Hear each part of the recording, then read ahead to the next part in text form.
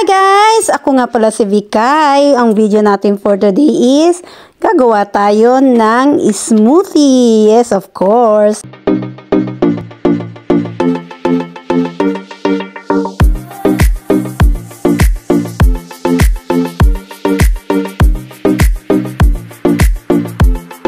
Ang klase pala itong pinaghalo-halo kong gulay at fruit na ginawa kong smoothies. Ako guys, napaka-importante na talaga ito sa katawan natin. Sa umaga yan ang umpisahan nating inumin bago tayo mag-almusal. 'Di ba? Para hindi tayo talagang mapaparami ng kain kapag nag-umpisa tayo sa prutas.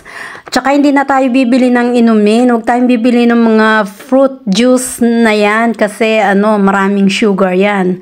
Naku, lalo na sa atin na may mga sakit sa blood sugar. Alam nyo na, yung diabetes.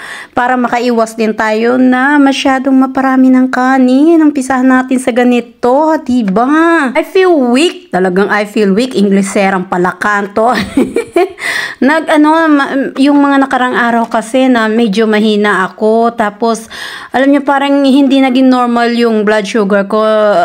Either na mataas, mababa. So, hindi talaga siya na maganda yung level niya. So, naisip ko every morning umpisahan ko sa ganito para hindi tayo maparami ng kain. Like what I said. Yes, of course. Ito guys, ang mga ginawa kong smoothies. Mix.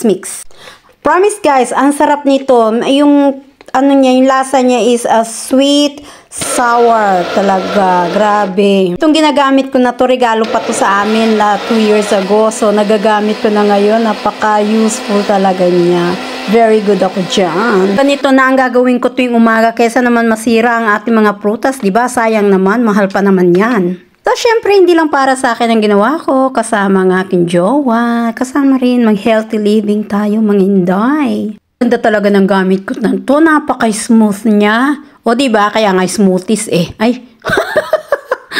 Okay, guys. Cheers! Tikman ko muna. Ano kayang lasa? Sarap. So, inubos ko. Kailangan, isang tunggaan lang yan. Isang baso every morning. So, that's all for now, guys. Thank you for watching. At huwag kalimutan ding uminom ng tubig. Okay, thank you. Bye-bye.